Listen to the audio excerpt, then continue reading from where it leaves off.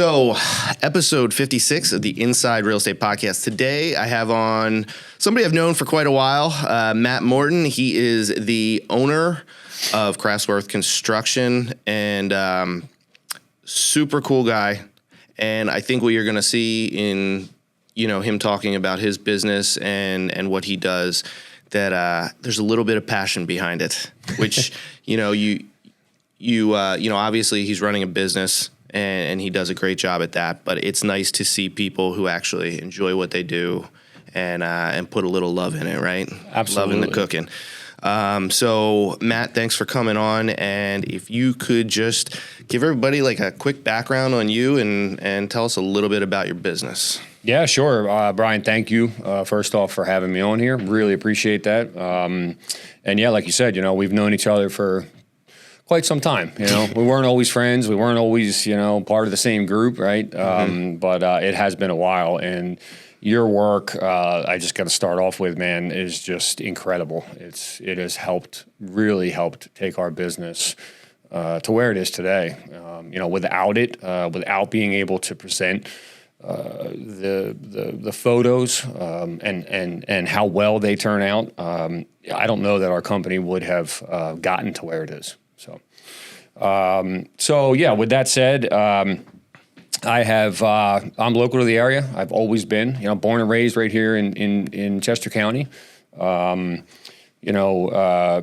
little bit of probably a rougher adolescence as most of us can probably relate with. Going through high school, I have always, let me just back up. I have always had a passion for building, constructing, deconstructing, inventing, just anything that I could do to use my hands to create something, right? From the time I was a little child. And that really came out as I started to get through high school. I really didn't have much interest in school at all. All I wanted to do was go work. So I started working. This was late 90s, maybe really early, 2000, maybe 01 as well. I was working for a local home builder at the time. So I got a job just on a regular framing crew that was right in, the big build boom, if you would, that occurred probably like 95 up through 2003, 4, 5, somewhere in there. So it was a perfect time to be in that industry. We were on a framing crew building homes, luxury custom homes from the ground up, 6,000 square foot homes, take it from the foundation all the way through the roof. We would build frame a home like that, including, windows and stairs and all that in 3 weeks. Foundation of the roof done, on to the next one. While we were building one, the next foundation was being installed and ready to go. Literally just hop right on to the next one. We would blow through these neighborhoods like that, one home after another. So, I was excited to get out of high school and just work full time. I had no interest in staying in school, obviously not only was it a monetary decision, right? I wanted to make money like everybody else, but I just loved what I was doing. I just had a true passion for it. So I would say somewhere around 2003, maybe 04, a lot of my buddies that I went to school with were coming back from college. And I remember just feeling like I had missed something in my life, like starting to question, like, was that the right decision? Should I go to college? Should I get some kind of degree? Did I miss something? So with that said, I made a pretty drastic shift and I packed a U-Haul and I moved to Florida. No shit. So I started. I quickly went online, looked at schools. Thank God for my mother. She was and still is obviously my rock. At the time, without her, there's no way I would have been able to do that. She kind of helped me through that process. But anyway, I found a school. I moved to Florida. Didn't know anybody. Took one of my best friends at the time. Shout out to Ian. He went with me for the road trip, stayed with me for about a week. I got moved into this little condo, and he left, and there I was. So you went to school? I did, right? So I moved to Florida. I enrolled in school. I immediately got right into my first semester. Lived down there for about 4 years. Made a lot of good friends. One of them still one of my best friends to this day. I went to college down there. I graduated with my degree in project management with a focus in real estate development. Also being in Florida, a lot of that project management education revolved around really cool things like hurricane and earthquake resistant design, which was really cool. I love those classes. We would literally build structures, homes, and buildings out of not toothpicks. What are they? Those things those wooden things in the doctor's office. Oh, right. Those little whatever they are. Yeah. They stick them down your throat. We would build out of those and some other pieces of wooden thing. We would build these structures, and then they had this automated. I don't know, almost looked like a bubble hockey machine, right? You put your structure in there, and then they subject it to wind and earthquake movements, and also flooding, which was really cool. And they see how your structure holds up, and that was like part of the grade, part of the class. It was really how'd you do? Interesting. Through trial and error. I mean, I had some structures that were good. I had some that just collapsed immediately. But it really gave you a cool perspective as to how to better engineer, right? You can literally watch your building start to shake and then fall, and then you're kind of taking note as to like, well, where did it fall first? What failed, right? And then you can go back and kind of revise it and try it again. And that was really the whole class. It was really cool. So anyway, graduated there. That was great. Coming up on that would have been 07, 08, where the economy was really falling off. Great time. And down there, it was horrible. I mean, I was working in and out of some jobs for a little carpenter here, a little carpenter there, but I mean, dude, we're talking $10 an hour, like really unbelievable. The wages were atrocious. And then the work really started to fall off. I eventually was not working. I went and I started flipping cheesesteaks for a guy around the corner. All of a sudden, I was in a kitchen for, $9 an hour. I mean, it was just horrible. So anyway, that lasted about 4 years, some of the best times of my life. I get a call from a buddy back home here, and he's got a lot. He secured a big commercial construction project. It's going to last a few months. Wanted me to come on board, move home, offered me a heck of a lot more than $10 an hour. I packed up the U-Haul again, moved home, and I've been here ever since. So, I mean, you want me to continue? When did Craftsworth come into the picture? All right, so I'll try and speed through the next, 10 years. So I worked with him for a few years, or a couple years, rather. We part ways. I started a business called MSM Construction. What we did was exteriors. So I had always been really proficient in roofing, siding, windows, capping, all exterior work. Started a business there, worked with a buddy of mine, a good buddy of mine at the time, for a couple of years. Again, one of my best friends, and that went well for a while. We had quite a bit of work. From there, I forget why exactly, but we decided to kind of dissolve that business, and I went and worked for a local steel guy. He was a really good friend of mine. Shout out to Joe. And he had come from a local company in the area that everybody knows well. He was starting his own business. He had nothing but a garage, a truck, a welder, and a torch.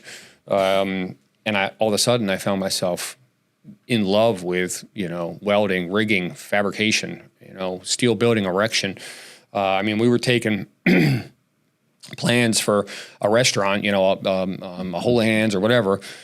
Him and I literally, one steel beam at a time for a month or two, bringing these steel beams into this garage, fabricating one steel beam at a time, taking it back out, labeling it, stacking it in the yard, bringing in another beam. This went on for like a month or two, loading all this onto trucks, renting our own crane, going up, erecting these buildings by ourselves. I mean, just a really cool time. I think that experience in my life really brought on a lot of my knowledge for sure, but also just a lot of my love for the structural alteration world, the engineering world. I mean, we're working with 4, 5, 6, 7,000 pound steel beams, swinging them through the air, right, bringing them into place, bolting them in, climbing steel. I just absolutely fell in love with that. Anyway, after a few years there, I departed for whatever reason, and I started bouncing around through trades for the next probably 2 or 3 years. Worked for a plumber buddy of mine for, 6, 7 months. Got enough experience where I said, all right, I'm done. I went and helped an electrician buddy of mine for a few months.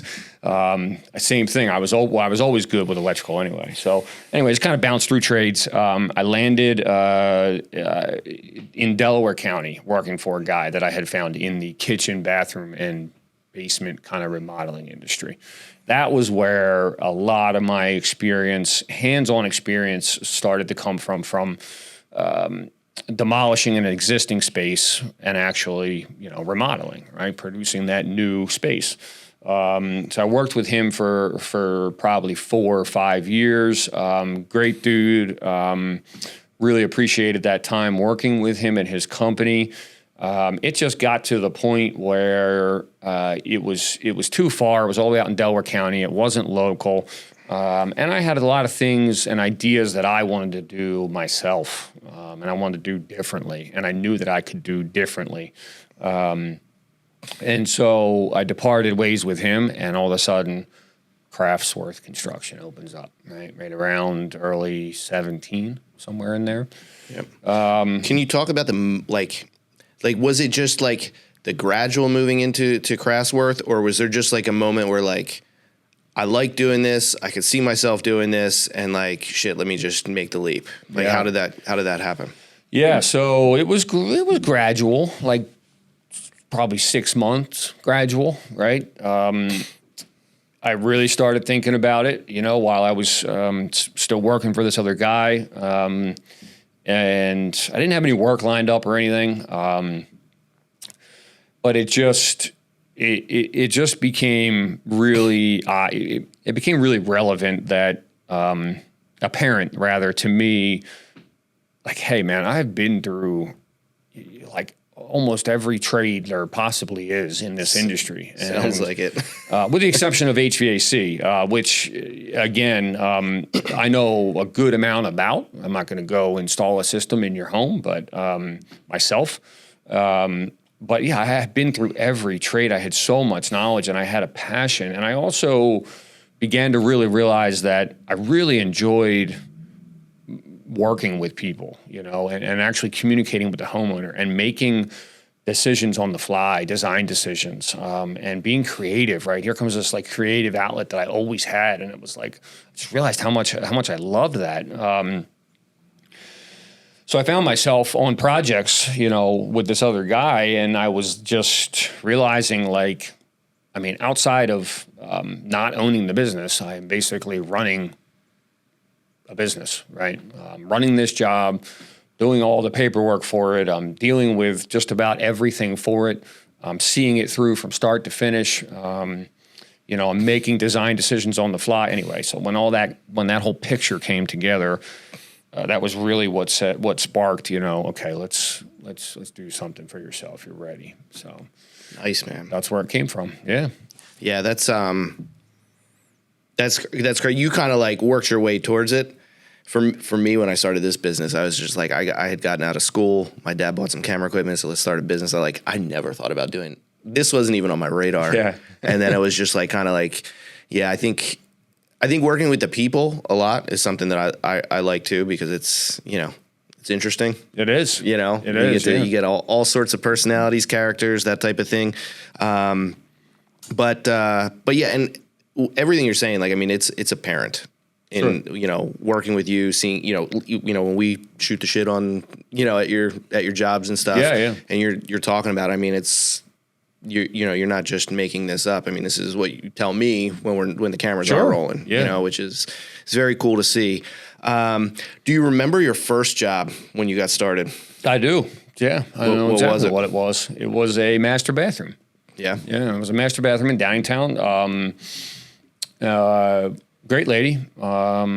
And it was, it was a little nerve-wracking, right? Because starting out, you just don't have a lot of those resources that I had, and then maybe I didn't have every possible tool that I needed, maybe my van wasn't,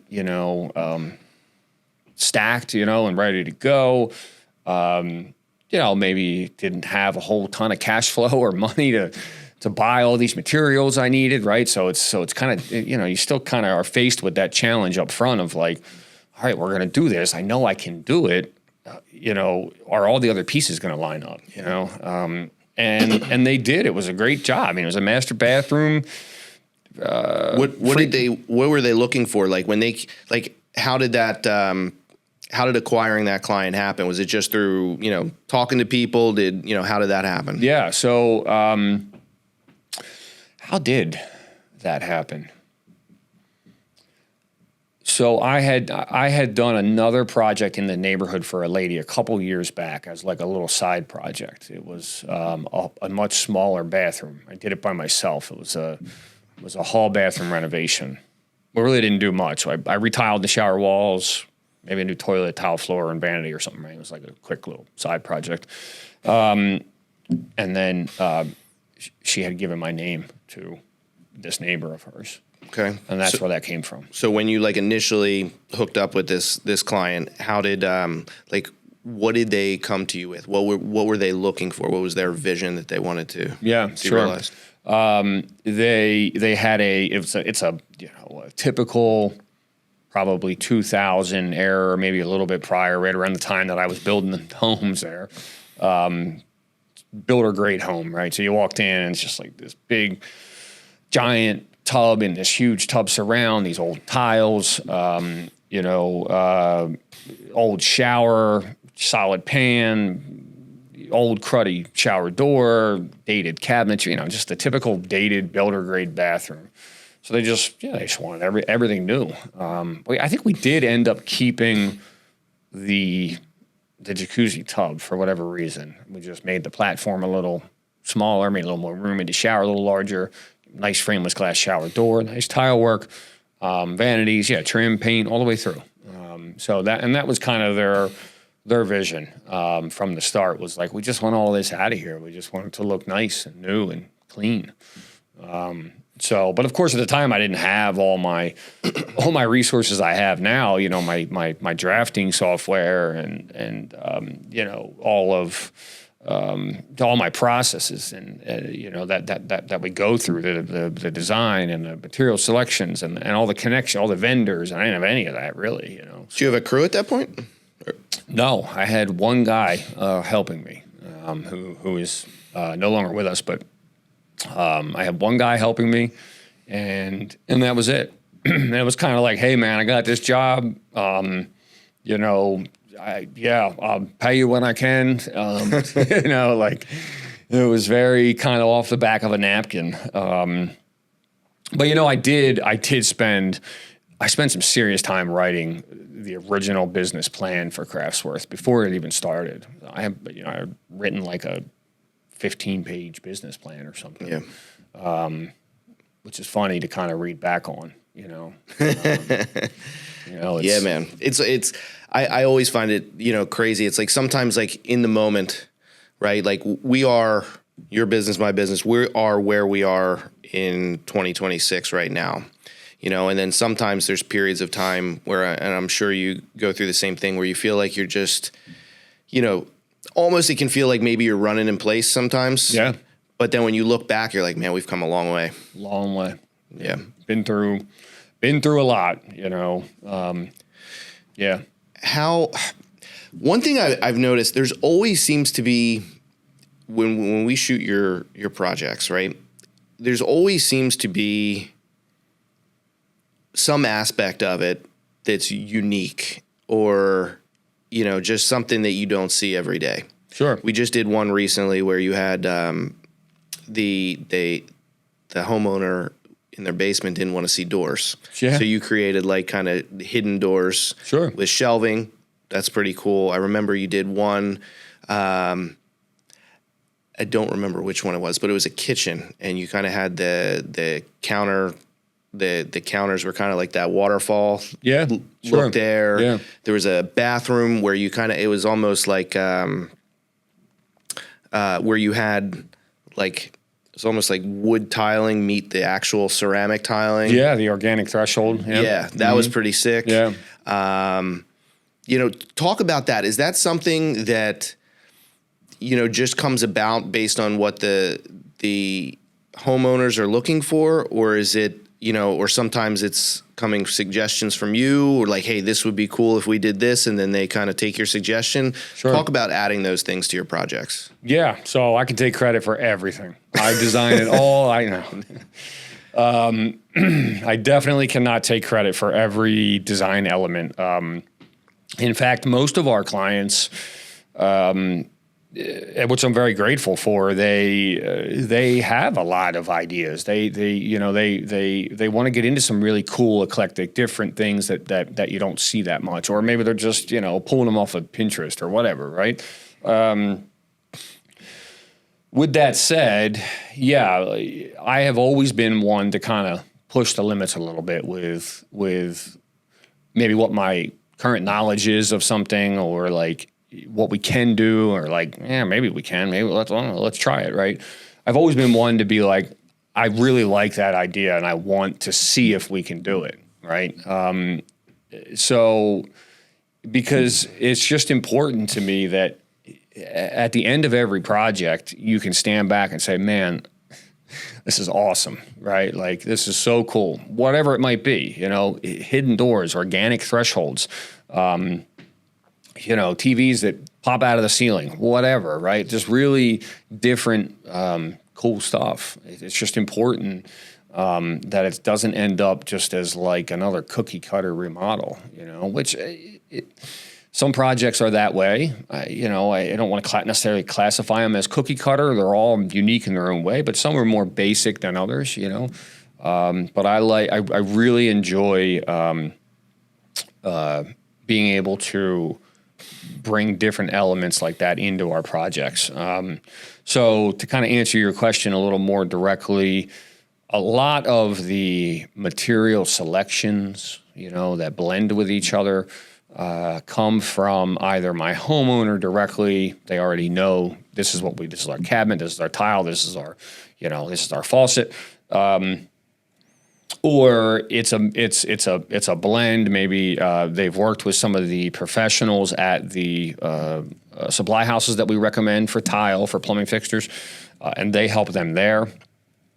With that said, when it comes to layout of a space, especially like in a basement or even a kitchen for that matter, where we have a little bit more space to kind of spread out, I really enjoy really thinking outside the box as much as possible. Like where another contractor or designer might just, cut a wall across and say, forget about that nook. I'm like, well, if we build a little box there and put a little door on there, it could be like this cool little fort thing for your kids, like that's where my head goes, always. I can totally tell that.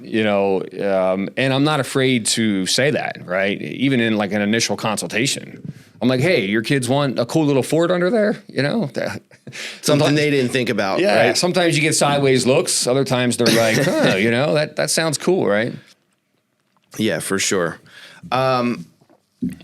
So again, a recent one that we just did is a basement, right? They had a finished basement, and what they wanted from you required a total gut job of the existing basement. It did. And basically rethinking the basement's infrastructure, I guess, essentially, to make that happen.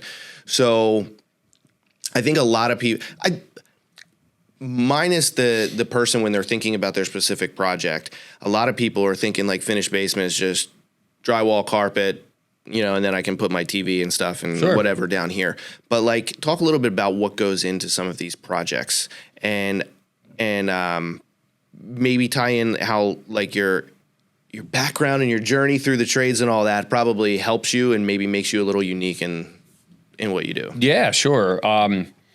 Like that project you were referencing specifically, yes. It is a basement that's very close to us here where we are now. Great clients to work with. They came to us as a referral, which are always some of the best clients to work with. The basement, first walked in, it was completely finished. Really kind of chopped up, really awkward ceiling lines, things I had to duck under, like really just kind of weird. In opening some of the storage doors, I was noticing like some mold on the backside of the studs, maybe. Just some concerning factors with it. So the first part of that project was just gut this entire space, get it all out of the way. It's the first thing one of the first things I said is, to the homeowner, hey, like, that's fine. We just got to get all this out of here, right? I can design you anything you want in the world, and I'm happy to do it, but we got to get all this out of here. So here's a cost for the demolition portion of the project. Let's just call that a project in and of itself, and then we can start the design phase. So that's kind of how that one went. We jump into the design phase. We're drafting. We're providing plans. We're looking at different materials and ideas and all that. So, my experience in the trades is, I don't claim to be the best or the most experienced, right, in this area or out of any other reputable company in the area at all. I do know that I have a pretty unique advantage where, I can walk through any space and look at any piece of it and understand exactly what's going on or what will need to happen, be it a structural issue, a plumbing issue, electrical, mold, whatever the case might be. I can put my eyes on it and know right away, what it's going to take to kind of do it or correct it. So I use all that knowledge as I'm walking through and I'm looking at things and just kind of taking notes. But that process really starts with me walking through your space, and I try my best to just look and listen, right? I want to hear what you want as a homeowner, as a family. I want to hear what you hate about this space already, right? Because that's where my wheels start turning, Oh, they don't like how tight the island is to the other, right? Or they don't like the lighting or whatever, right? I take close notes of all this stuff because that's where my wheels really start turning. Like, not just like, okay, well, I'll add some more lights. It's like, no, well, like, let me try and get creative with my lights. What can I do, right? To make it even cooler, So, every phase kind of starts that way. I walk through, I listen to what doesn't work, what you hate, what you want, what you think you want, what you've seen on pictures. Can we do this? Can we do that? I talk you through all that stuff. I go back, I draft plans, put together a quote and get it over to you. It's kind of the process. Yeah. When you walk into a kitchen, for example, okay, a client or potential client at this point calls you and say, hey, we want a new kitchen. Yeah. Right. What do you schedule time to go see the space? Is that how that usually works? Yeah. Yep. So you walk in and, they're, hey, show me your kitchen. You walk in there. What's the first thing that Matt from Craftsworth walks in and looks for or notices when you go into a kitchen you're going to be redoing? Honestly, it's probably not so much like, oh, great, there's soffits or, oh, nice ugly floor, right? Like it's not those things at all. My head goes right to design, right? Like which I don't talk about at first. I let them kind of lead and tell me what they want. My head goes right to the design. It goes right to I look at the room as a whole and I see what's possible, right?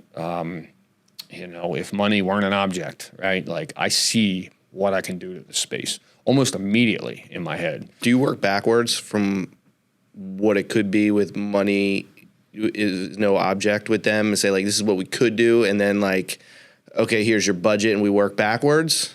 Or do you kind of find out what they're working with and then kind of... Yeah, it's a good question. You know, I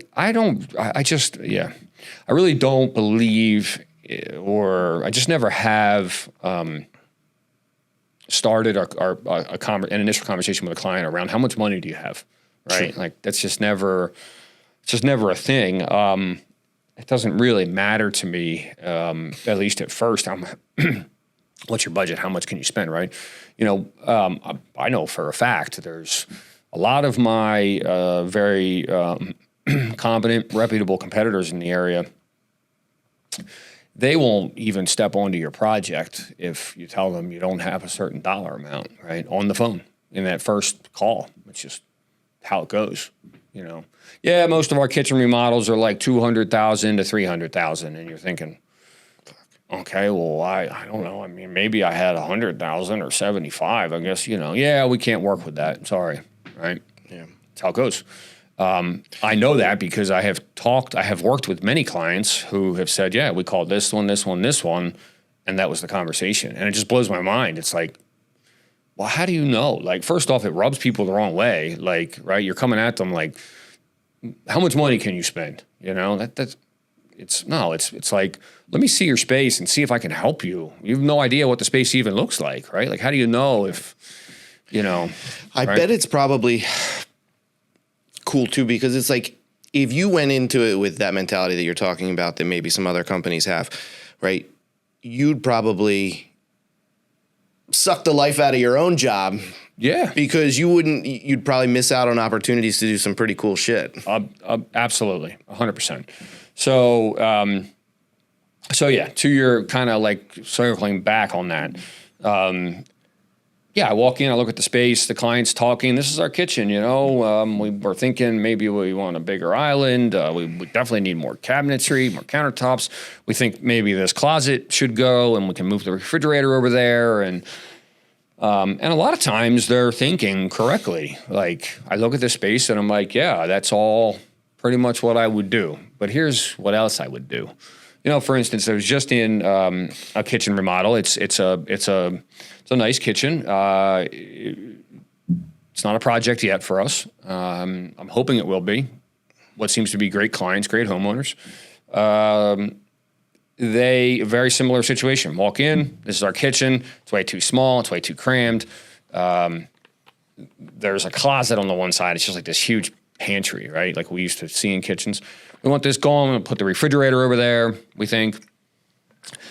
We just need more cabinets. We really want an island, but there's just not a lot of width in this total space. Island's difficult to deal with, so I said, great. All that makes sense. One issue that comes up in kitchen remodels a lot when we walk into these homes that were built right around the same time, it's almost like there was no thought when they built these homes. I just can't figure it out for the life of me. But the kitchen window is always, not always, but many times, it's some arbitrary measurement out of the corner, which most people would never even pick up on. But it's like, 42 inches or something, right? And when you start thinking in terms of cabinetry, you have a corner cabinet in the like a Lazy Susan, right? Always in the corner. It's a 36-inch cabinet. Right? You have 42 inches to your window.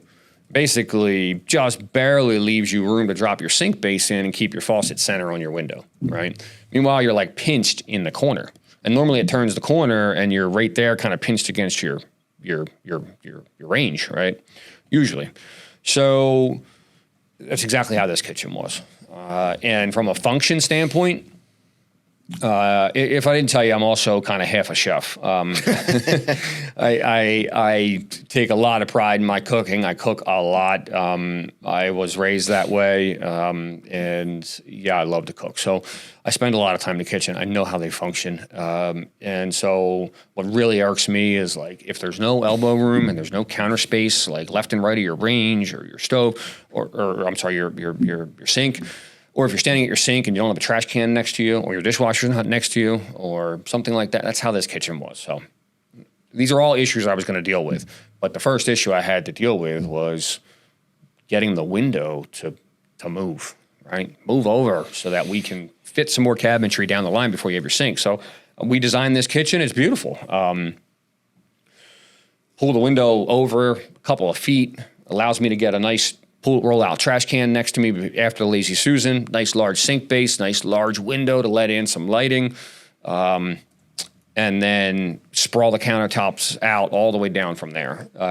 So this was something that I talked through. Once we got through a lot of the walkthrough and the consultation, this was something that we talked through. I said, I presented the issue, how it's common, and how this is what I would like to propose. And this is what it'll do for you. This is what it'll allow us to do.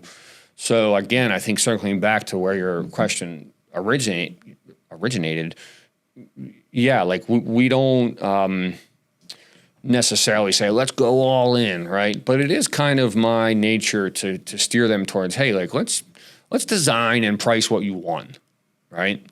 Let's not go over the top, but let me just put together what you want and see what that looks like, because it may be more attainable than you're thinking. Yeah, right? So. I think, and maybe I didn't ask. That's great. I mean, I totally hear what you're saying. I think when I was asking that question, I think what I was getting at was like, imagine I'm in the market for a new TV and I go to Best Buy, right? Sure. And I see a TV that would suit my needs. Great, I can afford it. But then I accidentally look right and I see the really, really expensive grandiose TV. Yeah, and it's like shit, man. It's like now it's like you look at that one, it's like but like so. By starting at the top, like, yeah, you have all these ideas and stuff. Are you tapering your approach? Because it's like, hey, if you say, hey, we could do all this, but it's going to cost like quadruple what you can afford or what you were thinking of spending. And then would that kind of ruin them when you bring them back down to reality, what they can get? Like, are you kind of like keeping those ideas and then like slowly building it out with them, the vision? Sure.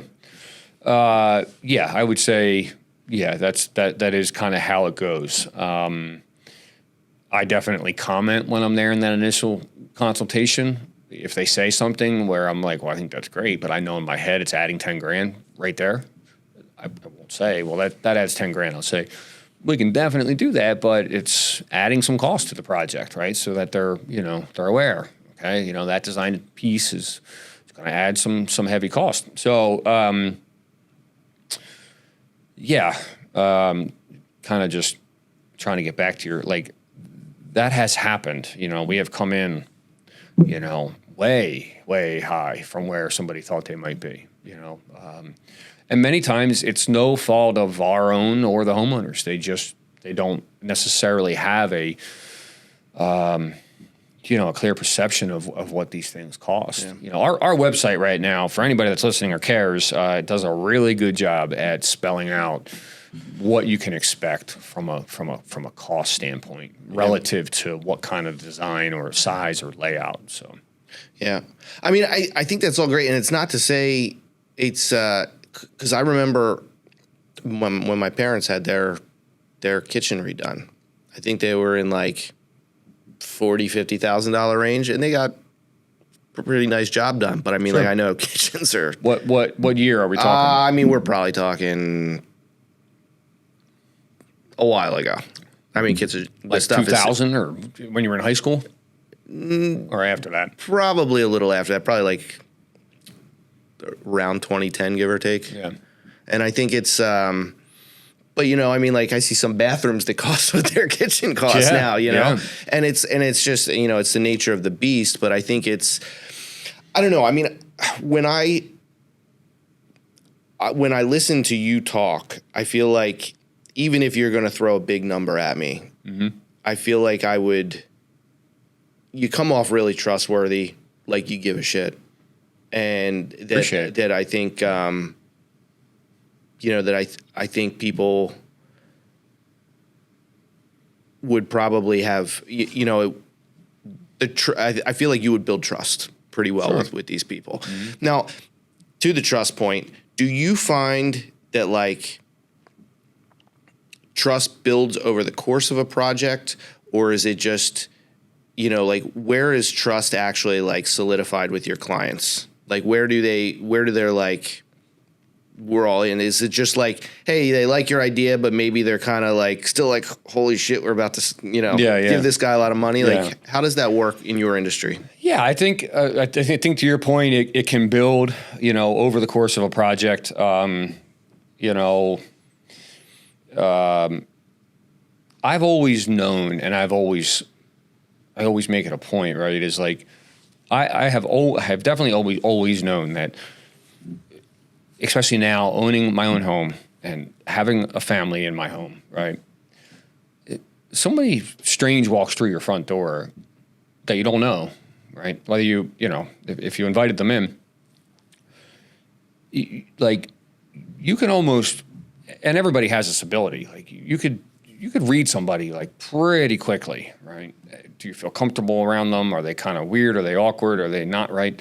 Like that first impression as you walk through somebody's first front door, I believe, can kind of set the stage for trust as that relationship, you know, begins to grow, right? I mean, I don't know if you have personally, but I certainly have had, you know, be it an exterminator or whoever, right, that coming to my house that's like, and I can just read somebody, shake their hand, they don't look you in the eyes, you know, whatever the case might be, or they just sound a little funny, or you grow weary of you know, and really cautious of like who you want in your house. I mean, your family's in there, right?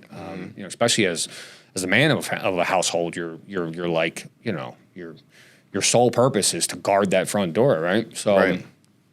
So I think that's a really kind of crucial first step. Like, if you're bringing in a contractor or whoever it is into your home, and they step in and you kind of feel off about them, or you're just like, I don't know, something like that's just not it, right? You're not. How are you supposed to live through a few weeks, a few months, depending on the renovation, with them and their crew and who knows who in your house and around your family? It's just not, you know, it's just not a good thing.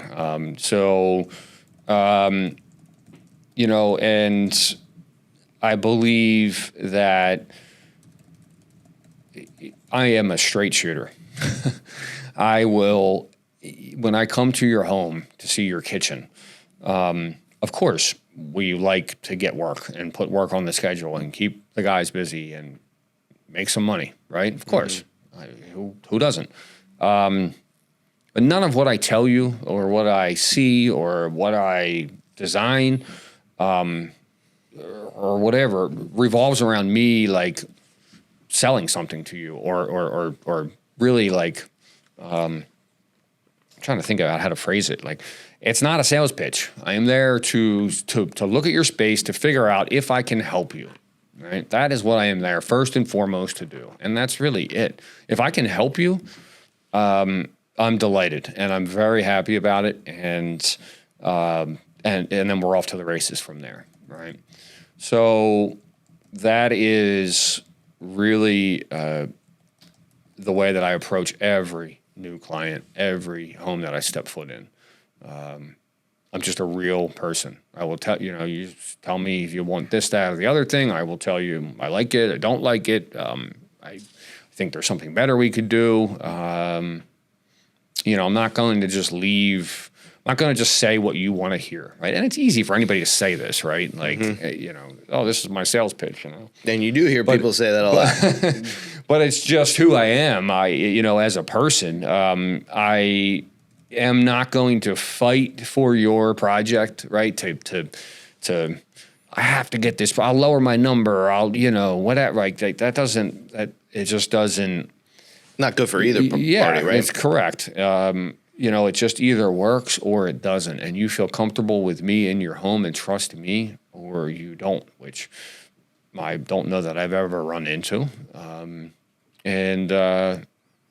Yeah, that's kind of the conversation around trust. It's certainly important.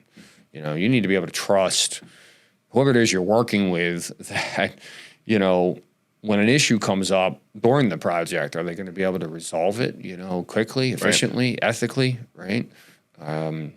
So economically, There's just so much to that. Yeah. Yeah. No, I totally agree. So new homes versus old homes, right? You deal with both. Yeah. You'll deal with whatever is in front of you, I'm sure. Yeah. Just as an example, well, the one we talked about where you needed to do a whole bunch of stuff to be able to build out what the client wanted, that one basement. There's another one. I actually shot a basement, nothing related to you, but I went down there, and this is new construction. And the basement, let's say the square footage was a decent size. But I would say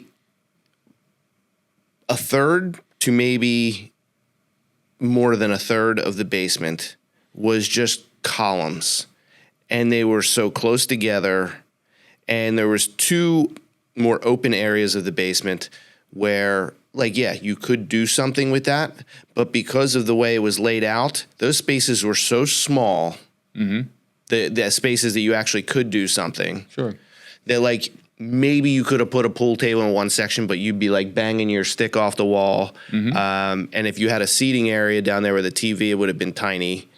And like, how often do you see that with like new construction?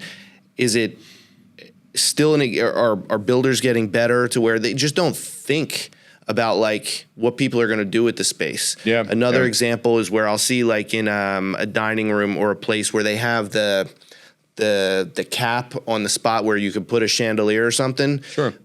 From a photographer's perspective, I'm looking at it's like, that sucker's off center, and if I put a chandelier there and I put the table, it's going to look bad, and it's going to look bad where it's sitting.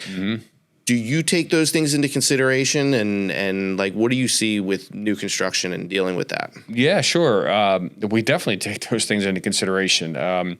We do not offer full builds, like from the ground up. We're not a custom home builder, although I have everything and every resource I need to do so. We just don't dabble in that world. I again, back to like where I started and all that. Like I like the design process and taking an old space and saying, the before and after, right? That's where my passion is. And then of course having you come in and take beautiful pictures. So yes, if you are going out and you're buying a home from Toll Brothers or from Ryan or whatever, and maybe I should name the actual builders, but if you're buying a home from these huge commercial builders that everybody knows the name of, that that like there's been just issues with across the board, for the most part, a lot of those types of considerations are just, they don't care. They're just build, on to the next one, right? It's like repetition. That's how they make their money. For the most part. I'm not saying every one of them is bad, or they're not adapting the way that they do things, or they're not finally figuring out how to center the chandelier, right? That one drives me nuts. But for the most part, that's what you get with that type of construction. Now, when you work with custom home builders, that's where you really get that attention to detail, because they start on every level, including the basement. Well, what do you got? It's just going to be a finish, right? That's part of the project. Okay, yeah, this is going to be a finish, but no, it's not. But we might want to. Okay, when you finish it, do you want 9-foot, 10-foot ceilings down here? Do you want to over dig the foundation so that we have huge ceilings? If you didn't suggest otherwise, this is where the columns would land in your basement. Do you think that in the future that's going to work? Or, we don't like these couple here. All right, it'll cost a little more for me to build it differently, but I think we can handle that, right? That's where you get those types of considerations, which is really nice. Most of the homes we walk into are not custom built one-off homes, or in a little custom neighborhood. So yeah, we're dealing with stuff like that all the time. For instance, you were in, and it's funny you bring this up with the column placement, because we actually moved 2 columns in this basement, which is not a normal thing to have to do, especially for some column. Not all columns are the same when you're in a basement. The average Joe Schmo couldn't just look at the columns and tell you which ones are the same or not, but they're not all the same. So some of them are very, very structural, next to impossible to move. Other ones are like, okay, that one we could move. It's still a structural alteration, but we can do it. So in that basement in Newtown Square, you shot it like, I don't know, a while back. Black rubber floor. In fact, you returned the black photos to me and they had footprints on them. Yeah. Remember that one? We moved a couple columns in there. So if you go back and you look at that project on our website, you can see in the finished space area where columns we didn't move, but there's like two that are like a foot apart, and then there's like another one that's 8 feet away, and then I think there's another one. It's a really goofy layout, especially as that for that being like the grand couch area, right? So we were able to, if you look at those photos, you're able to see how crafty we got with them. Like those two that were there are like two trimmed out, really nice columns, crown molding. They come down to like an end table. Mm-hmm. So part of the plan was like, hey, instead of this being like, man, these columns are right in the middle of our entertaining space, what are we going to do? It's like, hey, if we put your couch like this, we can craft the bottom of these columns to be like an end table, and it turned out beautiful. It's, so there's design considerations like that we can implement to really help that situation. And if you are thinking about finishing your basement and you're confused about your columns, like I said, there's things that can be done. It is still not cheap to move a basement column, even if it's, what do I want to say? Even if it is minimally structural, right? But it can be done. So. Are homes built prior to like what we look at and think of when we think of like modern day new construction? Did they do it better in the old days, or are you still running into those issues? So I think a lot of the difference there is the size of the home. You're kind of getting into like structural design territory here with that question. Like a piece of dimensional lumber can only span so far. Right, it has to sit on something. That's the steel beams you see in basements, right? So your floor joists can only go so far off the foundation. So in older homes, like smaller colonials style homes, you go into the basement, it's the same basement. It's like 30 by 40. It's got one beam down the center. It's got one, maybe two columns. That's it. And the beam's usually wood, and you got your floor joist to come across and sit on it. Mm-hmm. So all you're looking at in this space is these two columns. It's just such a common, typical layout because if you think of it as a square, you got a square foundation. You can't span your floor joist from one side of the foundation to the other. You need a load-bearing point in the center. So now you have your steel going down. You're like, all right, we'll put steel or wood beam down the center, and then we'll support it with two columns, and we're done. All right. Well, now we have these monstrous houses, right, where you think about looking at that foundation, footprint on a plan. There's so much going on to figure out how your floor joists are going to run and where you need that support, right? Roof loading, all kinds of stuff. So you end up with all these columns all over the place, right? Because from a structural design standpoint, an engineer is the one that deals with that. Mm-hmm. And then the builder is the one that says, yeah, okay, we can deal with that. Or no, this is costing me too much. I need to get rid of a handful of these columns or whatever. So back to the engineer, get rid of some or add some, right? Or whatever, right? So that's kind of where that comes from. I think that answered your... Well, I mean, I guess, like, question? Do you run into, like we were talking about, like, the big box, new constructions. And it feels like, and like when I shoot them, I feel, put it this way, I feel from a photography standpoint, when I go and there's some homes that are just photogenic as hell. I could spend triple the time and still be taking nice photos of dip because it's just like the way they're laid out seemed like it was thought out better, yada, yada, yada. I find sometimes, quite often, the more modern new construction style homes, like while they're new and fresh and everything, I feel like sometimes they're harder to find the angles that I'm looking for, and I'm like, in older homes, it's like even as basic or as simple as some of them are, they just feel like they were, I don't know, they just the thought was better back then. Well, they were smaller, easier to build, right? They were just, But even some of the ones, I mean, you could be a 3,000 to 5,000 square foot home, and I'm not talking like in the 60s and 70s necessarily, although some of those are pretty cool too. But maybe even in like 90s or, Yeah. somewhere around there. Like they just seemed like they weren't, I don't know, maybe they were rushed out, but they just seemed like they weren't as much. Yeah. That was the first building boom that we saw in a long time, prior to like, I don't know when it was, like 70s or something, right? When we had late 60s, 70s, when we had those, a lot of these split level homes and the ranch, right? When we had that little boom in that era. So yeah, they were just cranking them there, right in the late 90s, early 2000s. But to your point, yeah, I mean, that's exactly the way it is. They're just, in these big box homes, they're just kind of rushed through. It's all about get in and get out, I mean, a lot of them have contracts with their suppliers. Hey, we will buy 100,000 square feet of this tile, right?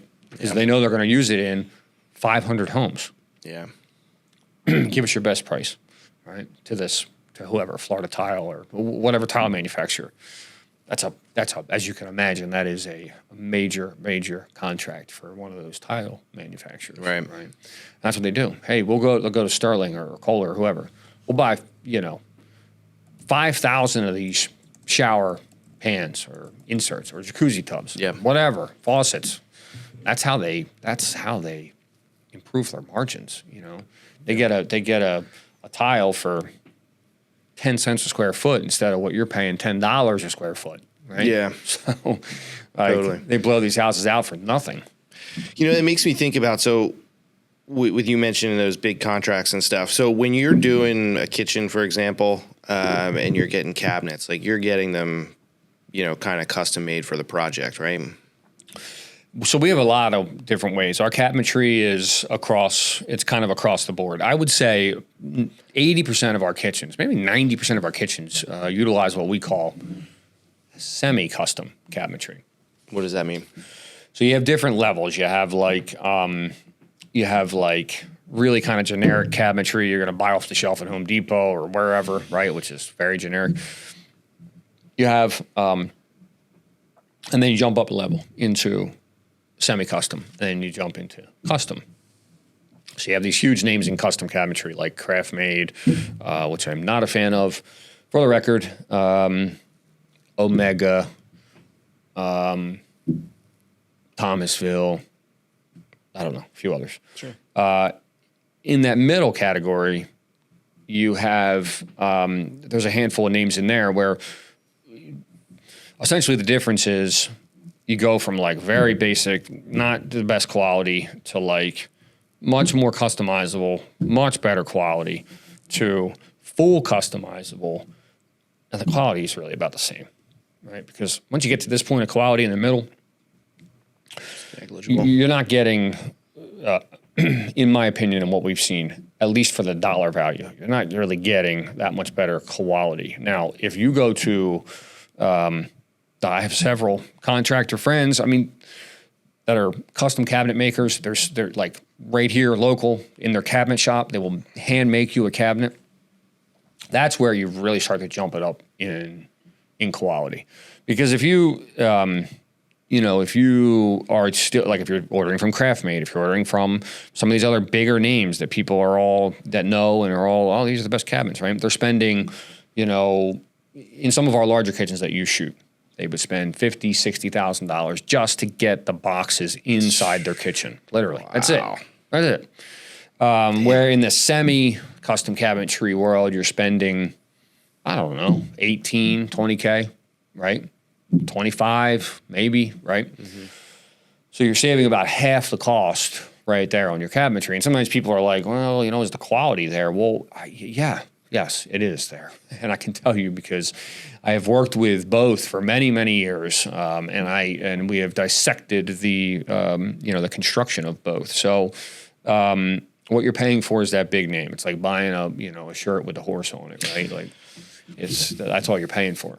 So now, so essentially, what you're saying, so you got the more basic stuff.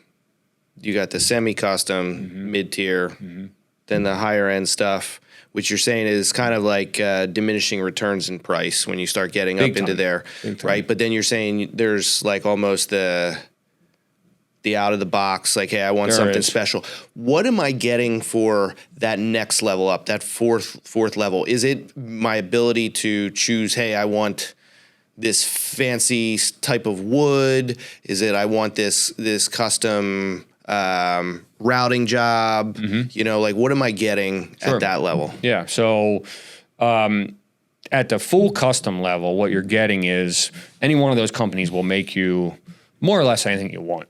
So the semi-custom lines, with the semi-custom lines, you don't have the ability to say, I need a cabinet that's only 4 inches deep, but it's 80 inches tall, and it's got 5 doors on it that look like this, right?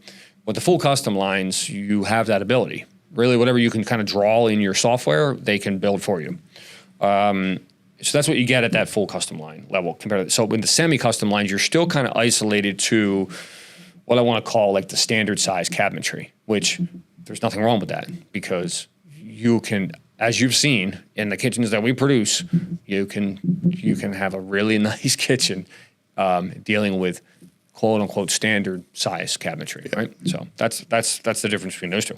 Now, if you go and work with, there's a few of them in the area. There's a couple guys in Exton. There's a couple little local guys that aren't really full established businesses that I know that will build you some really serious handcrafted cabinetry, and we're talking 3/4 inch plywood boxes, right? Everything like locally sourced hardwoods, hand milled and planed. You know, walk into their shop and they got all their stuff set up and they're planing your doors and routing everything out, and they're, you know, professional spray booths and whatever they're right. Like really custom stuff. And of course, they will build you anything you could dream of. You know, so when you start talking about like arched, fluted, you know, trims and really exotic woods, you know, that's what you get at that next tier. But of course, you're going to spend thousands and thousands of dollars. Are you ever taking semi-custom or the custom cabinets for the majority of it, and then ever going to the custom guys and saying, hey, I need something special for like this area. Maybe it's something over top of like the range Sure. to add accents. Are you ever doing that? Yeah. You actually shot a job out in West Brandywine where, well, we didn't do that, but we handcrafted our own range. Actually, we shot a couple jobs where we built our own range hood for that project just because of how everything laid out. But yes, there's times where we're like, hey, the shaker white or whatever works for the perimeter, but the island is, you know, they're really looking for something that we can't offer in a semi-custom line. And it's even difficult in like a full custom line for whatever reason. And so we would go to these guys and say, this is what we need, right? And so we can source that. So we can solve really any of these issues, you know, that we might run into. Do you have any projects in the works at the moment where you're going to be doing the like really fancy cabinets? No. We should, when you get one of those, we should do a little trip to the cabinet guy's spot. We definitely can do that. That would be cool to see that in action. That would be awesome. I would love that. All right, so you said you don't do full ground up builds of homes, right? That is correct. What would it take to get you off the sidelines? Really, probably just the right client, the right plot of land. This is where, you know, this is where I would bring it back to like, you know, and the right amount of money, right? Because True. It's you know, they're massive projects, right? So if the budget is there, you know, and we're not trying to build something small and cookie cutter and whatever, right? Like if it would kind of need to be that perfect storm of a client. And you know. I asked you this. I'm bringing it up, you know, for the show today, but I asked you this when we were at one of the recent shoots. You did, and I think you would kill it, but like, is it even if it was just once, would you ever like want to, aside from somebody making you an offer you can't refuse, would you ever want to do it just to say you did it once?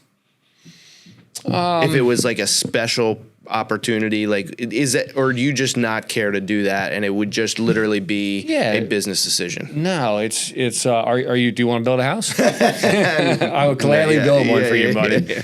No, it's not that I don't care to do that. And yes, there's something that's appealing to me about it. I actually have a buddy of mine, a good buddy of mine who is a custom builder. And he really enjoys it.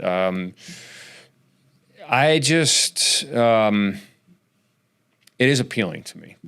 And again, I think in the right situation, I would hop off the sideline for it. And I'm not trying to get you to no, I mean, there's nothing there that's really stopping me. It's more that I've built our entire business and branding and everything revolving around, hey, you have a kitchen, a basement, a bathroom, and a whole lot of other things. We are the people that you want to talk to, right? Yeah. And a lot of that comes from like, what can I do to transform this space? And, so I guess a new home build is kind of appealing as well, because it's like, well, I can, here's a picture of a blank lot. Look at this house we just built, right? So that would be really cool. And I could get really creative and crafty in the build. Yeah. Right. So yeah, it's appealing. Totally. I mean, I have a few they do like pimping big ass jobs, couple guys that do that. And I just think from working with you and seeing what you do, I think it would be cool for you to put like your touches on like an entire house. Sure. To like, because somebody that's, like, hey, this breezeway that goes from here to here, like what can we do? Like you would have so many opportunities to throw all those design, and creative stuff in there. It would be neat to see. When I was a kid, which I probably should have talked about this in the beginning, but my father,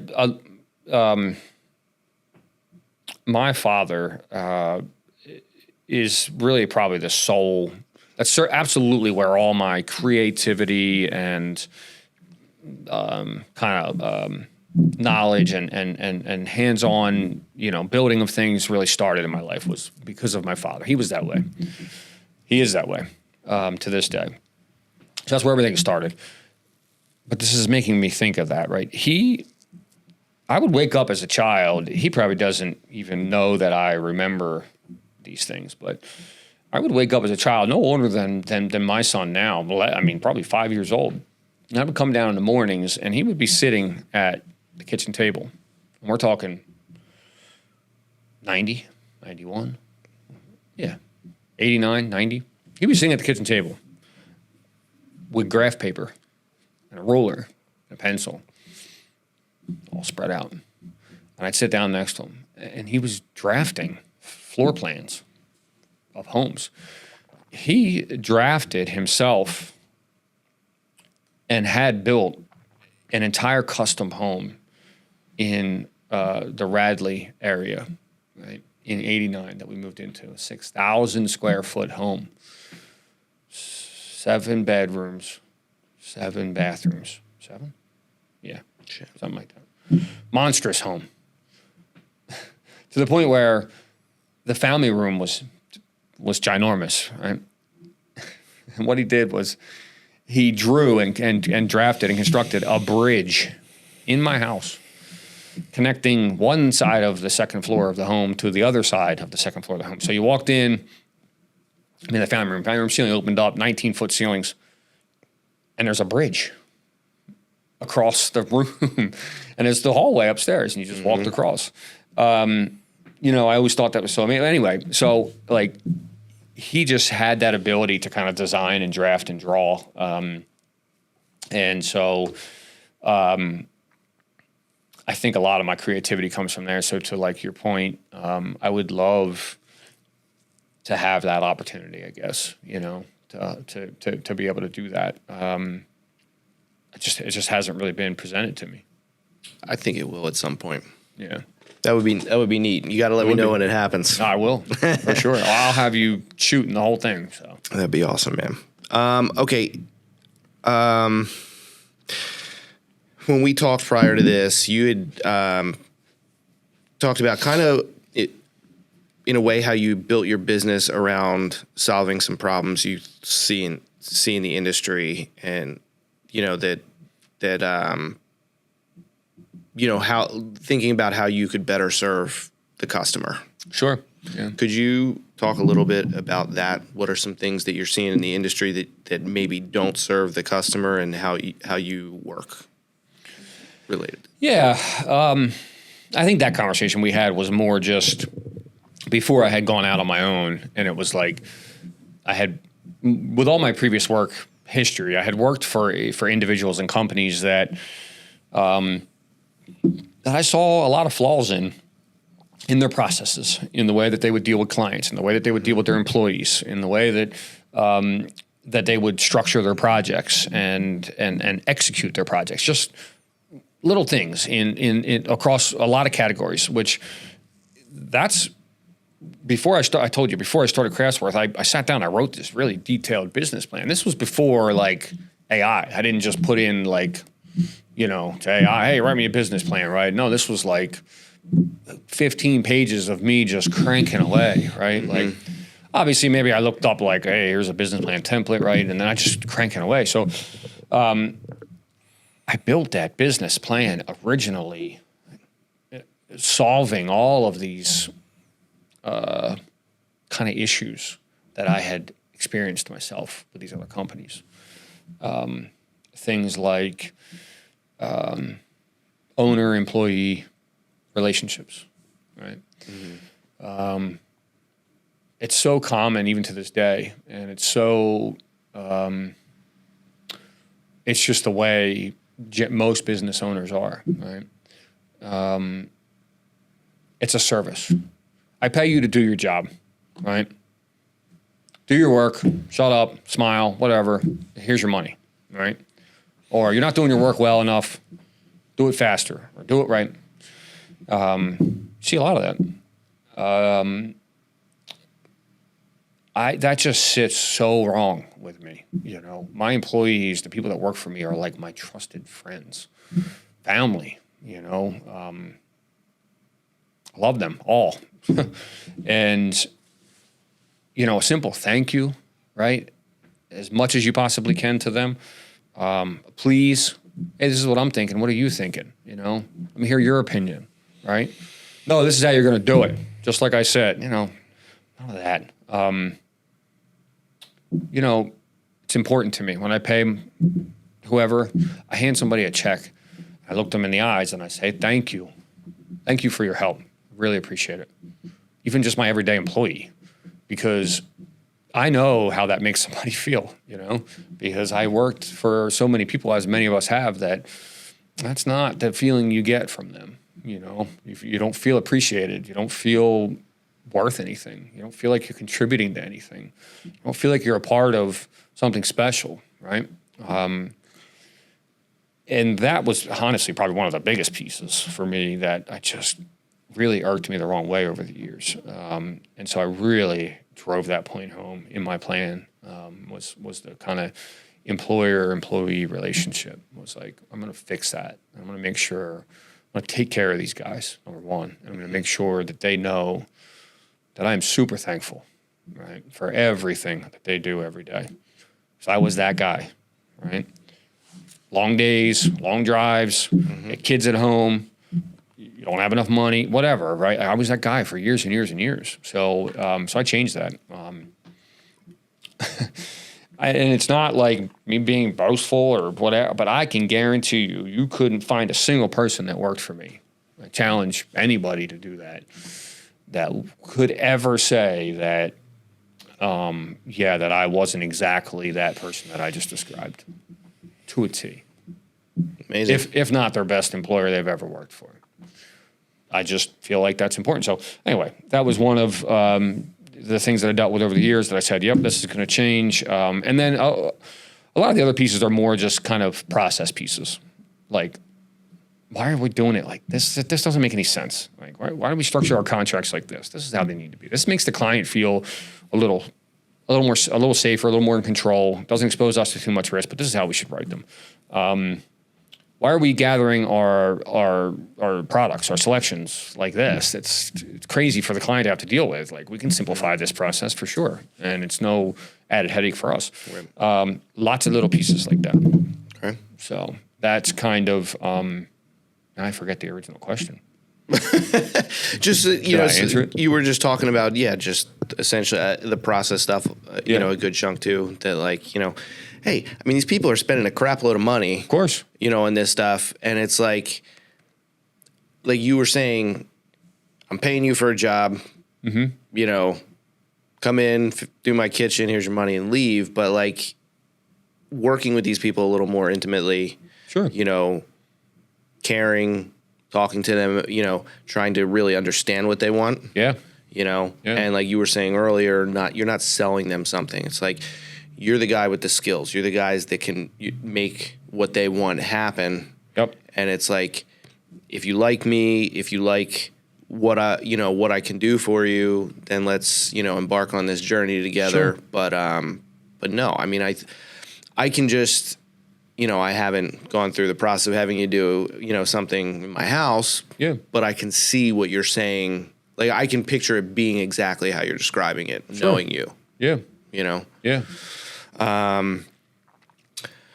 So let me just, before you go to another sure. question, I am by no means saying that every one of our projects is perfect.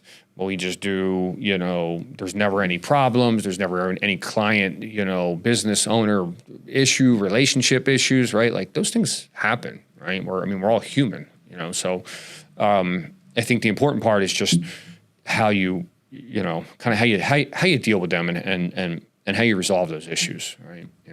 For me, I'm very faith-based. I'll tell you that right now. And that has a lot to do with my decision making. On how I talk to people, how I trust people, how I deal with people, how I resolve conflicts. So that kind of drives my whole mode, if you would. Yeah. So. Operating in good faith. Yeah. Yeah. Pun intended. So, okay. Man, and I think that's something you wish everybody would operate in every aspect of everything, but it doesn't always happen, That would be a nice world, wouldn't it? It would. All right, just quickly, we don't have to spend a whole lot of time on this, but just what are I want to ask you about some things that you're seeing in the industry, and just to kind of start it off. So, I've seen you, apply shiplap in your projects. Yeah. Cool, like the off-colored, the island that doesn't match the cabinets, sure, color-wise. I've seen you put in a dog feeder section underneath one the island, cool things like that. What are you seeing? Maybe it's the different color, like the rose gold hardwares or the gold hardwares, things like that in different areas. What are some things that you're seeing that are popular? Maybe here to stay, maybe not. Sure. Maybe what are some of your favorite timeless things, and maybe some features that seem to be everybody's looking for. Yeah. Yeah. Well, we know, you can answer that question pretty broadly with just, right, the projects that we do now, that we are designing now, are largely influenced by our social media, right? Our platforms, because anybody that's in a home that wants to remodel it they just get crushed with ads and pictures and other builders and contractors and projects. And the second you start saving photos of, I like this one, I like that, right? Now all of a sudden you're flooded. So now they have all this huge kind of inspiration, right? Which is, it's great in a sense. But it also means that for the most part, the whole world, or at least the whole region, kind of transitions together, right? We kind of transition out of one phase into another, right? When Craftsworth first came on the scene, we were a very heavy farmhouse, I think, right? Lots of shiplap, lots of exposed beams, lots of shaker cabinetry was just becoming a thing. very farmhouse, subway tile, everything you can think of, which I actually love. It is my own personal style in my own home. Farmhouse, maybe a little country, I don't know, whatever. So what we have seen kind of evolve from there is people are getting away from that. I don't see as many farm sinks, right? We're moving out of that into a more modern look, something that we call transitional, right? We're kind of transitioning from what was that like traditional look, or even farmhouse if you want, into a more modern kitchen. And that is, it's really just, we're still using a lot of some of those materials. We're just mixing them in ways that we never really did. So we're getting creative. Like, you may still see some exposed wood shelves, right? But there may be some cool eclectic tile behind the shelves, or like our hardware. You may see like black hardware on the islands, but then we have brushed gold on the perimeters, or like all black or all gold, but we have black pendant lights. We're starting to mix these finishes together, which are like, is really coming out as like this eclectic, transitional style. That kitchen we just shot is kind of a perfect example. Another one was in Kennett Square that you did not long ago. Lots of straight lines, very clean. Some of them are a little pushing the modern boundary for sure. Like, okay, we can call this modern, not transitional, right? But somewhere in there, that's kind of what we've seen and how it's kind of evolved over the years. But certainly the social media piece is huge, man. Like the Instagram and what are the other boards people are looking at? Pinterest and like, it influences everything, right? Because the algorithms drive everything. Yep. So soon as you go to a website or for anything, you're like, shit, now my whole... Right. Like, I can't use subway tile anymore. So, but, with that said, like, I actually still really like, for me, subway tile is still very timeless. I like it a lot. And it doesn't have to be subway tile in the traditional sense, right? Like the traditional running bond or brick pattern, right? Sideways, like subway tile, herringbone, different sizes of subway tile, right? Like, so you can really get creative. There's so many variations. I've seen some fancy looking ones lately, and I'm seeing it a lot in bathrooms now, actually. Yeah. I mean, because you can make it look any style you want. It could be extremely modern. It could be farmhouse. It could be traditional. It can land anywhere depending on what you do with it and how you grout it. My personal favorite is subway with a dark grout. Mm-hmm. You see all those lines pop out. Some people can't stand that. I like it. So and I love using reclaimed materials. So in fact, you've probably seen me going like this and looking at this table, but I'm looking at the steel legs on it. I'm looking at the wood, and it just is nice, man. Yeah, we built this. We got the top from somebody in Lancaster, I think. Okay. And then we ordered the legs offline. We needed a podcast table, so it's awesome. Yeah. Yeah, it looks great. Thanks, man. Those are some of the finishes that I still really enjoy using and work with. But yeah, we are constantly evolving. I just had to rework our entire kind of website and presence because where we were just wasn't kind of really speaking to the masses, right? It was kind of our initial look and presence to people was still spelling 8 years ago, right? When you were going kind of looking at our website and stuff. So I just had to kind of update all that. Like, you got to move. You got to go with this transition. I do want to say, though, what he just said, he's talking about his website, not his work. Your work has always been phenomenal. That is right. That is true. Like, So of course, right? Like the work, the work moves with the times, right? Like, so the just kind of the feel and coloring and whatever of our old website never really moved with the times. Yeah. So that's what. So with where you're talking about this transitional, this mixing of materials and things like that. Yeah. do you like it? Are you enjoying what's going on right now? Especially, you know, because and does it actually let you employ more of your creativity with what's going on now? Yeah, it's not something I don't like. You know, it's not something that hinders my ability to design or create. But like, is it Honestly, because you're mixing all these things? Like, is it does it play to your strengths, or is it just something you go with because this is what's going on right now? I think it's more times it's probably something I just go with, especially if the client is like, you know, really adamant on doing it a certain way. You know, I have plenty of clients that will tell you that I have tried to stand my ground. Like, I don't like it. Because I'll just tell you that, you know. I have plenty of clients that'll tell you that in a nice, respectful manner. You know, I don't like. Well, I'll do whatever you want. I will do it for you, okay? Because you are so adamant, and because that's what you want. That absolutely, that is what we will do.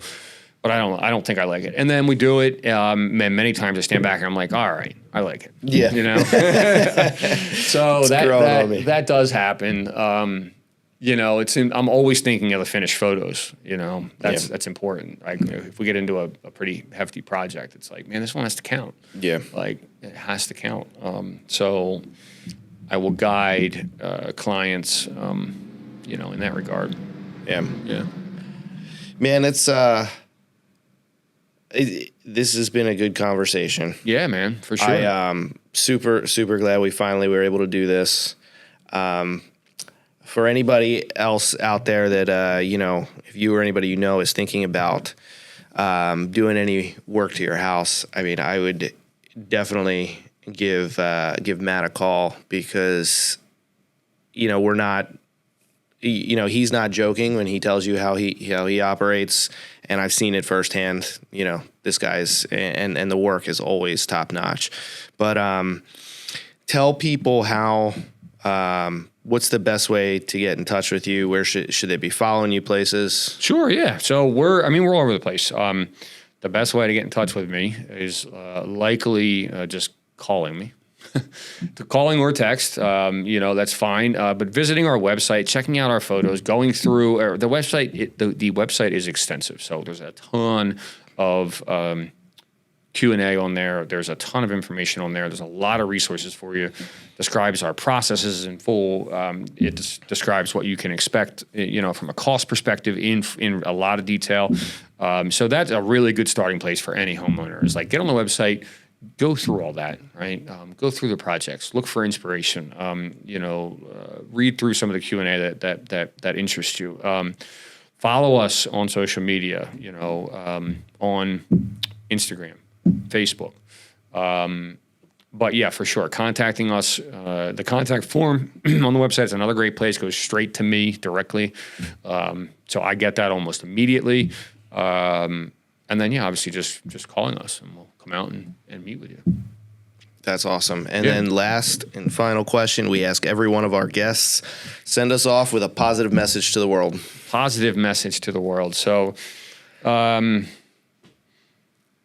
you know, I think a good positive message to the world is to just have joy in your life, right? Wake up in the morning and just decide that you are going to have joy.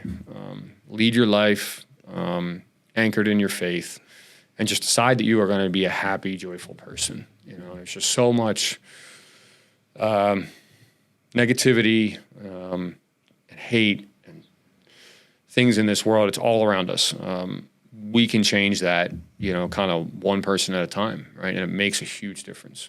So if you can wake up and make that change in your life and be that joyful, happy person, regardless of, you know, the storms that you're going through, you're going to make a difference. So, yeah, just be joyful and be thankful. I love it, man. I think a lot of people need to hear that these days. Yeah, for sure. Well, thanks again, man. Of course, man. That's it. Thank you for having me. Appreciate it. Awesome, man. That's it, brother. Cool.